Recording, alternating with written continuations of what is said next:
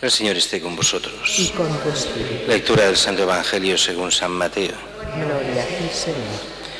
En aquel tiempo dijo Jesús a sus apóstoles: un discípulo no es más que su maestro, ni un esclavo más que su amo. Ya le basta al discípulo con ser como su maestro y al esclavo como su amo. Si al dueño de casa lo han llamado Belcebú, cuánto más a los criados. No les tengáis miedo, porque no hay nada encubierto que no llegue a descubrirse, ni nada hay escondido que no llegue a saberse. Lo que os digo en la oscuridad, decidlo a la luz. Lo que os digo al oído, pregonadlo desde la azotea. No tengáis miedo a los que matan el cuerpo, pero no pueden matar el alma. No, temed al que puede llevar a la perdición alma y cuerpo en la gehenna. ¿No se venden un par de gorriones por 1 céntimo? Y sin embargo ni uno solo cae al suelo sin que lo disponga vuestro Padre. Pues vosotros hasta los cabellos de la cabeza tenéis contados. Por eso no tengáis miedo, valéis más vosotros que muchos gorriones. A quien se declare por mí ante los hombres, yo también me declararé por él ante mi Padre, que está en los cielos. Y si uno me niega ante los hombres, yo también lo negaré ante mi Padre, que está en los cielos. Palabra del Señor. Gloria a ti, Señor Jesús.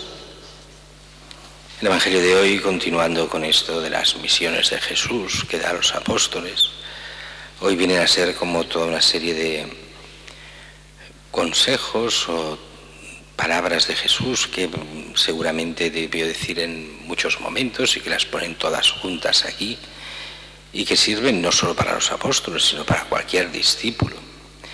Lo primero, un discípulo no es más que su maestro.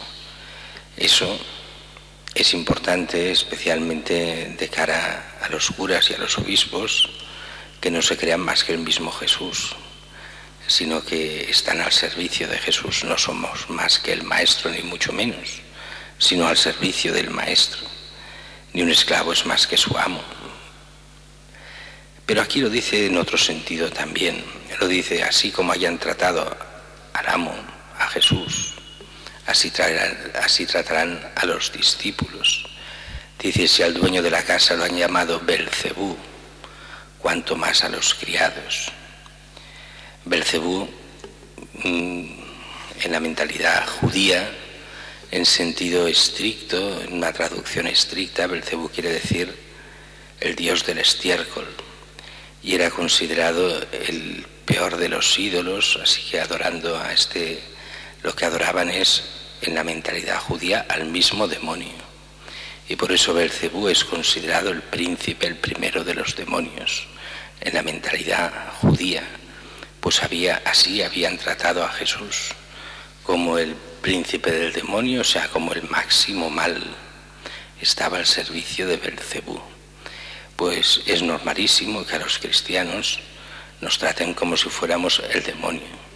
Y eso es una evidencia cada vez más, sobre todo de la gente ignorante, muchas veces culpablemente ignorante, que se cree todo lo que va contra la fe a pies juntillas. Y todo lo que sea denigrar a los cristianos, la misma fe, les va bien. Y lo hacen además expresamente como justificación de su mal. Esto lo dice el mismo Jesús en el Evangelio.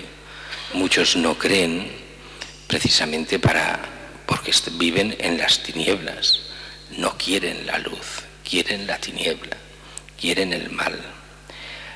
Y dicen: no les tengáis miedo a todos los que critican, insultan, dicen, porque nada hay encubierto que no llegue a descubrirse, ni nada escondido que no llegue a saberse. Aquí, aunque muchos dan muchas interpretaciones, para mí esto ya es el juicio final.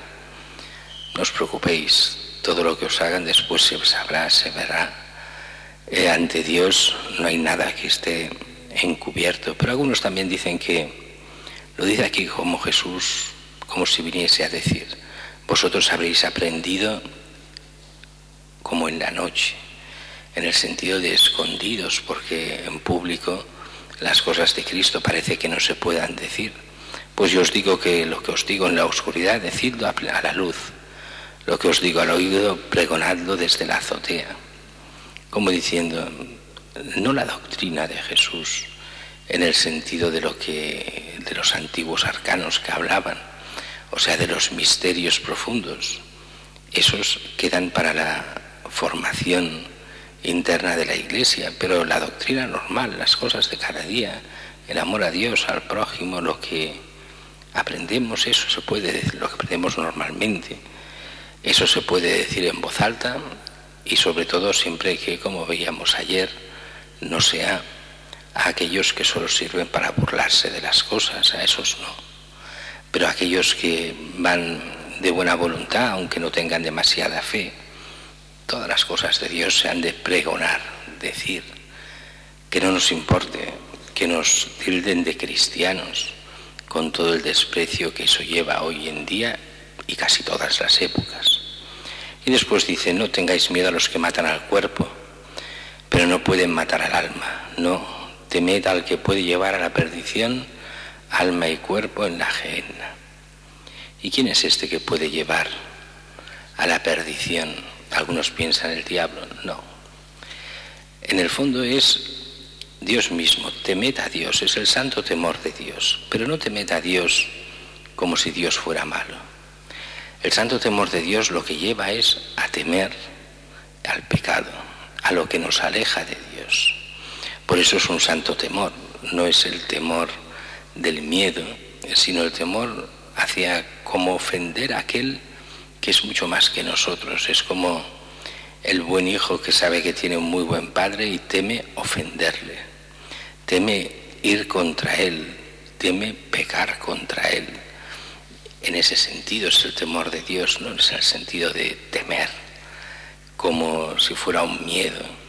Por eso lo que hay que temer realmente es al pecado, que es lo que hará nuestra condena. Así, el amor a Dios nos lleva al odio al pecado, el santo temor de Dios nos lleva a no pecar, porque es el pecado el que nos lleva al infierno.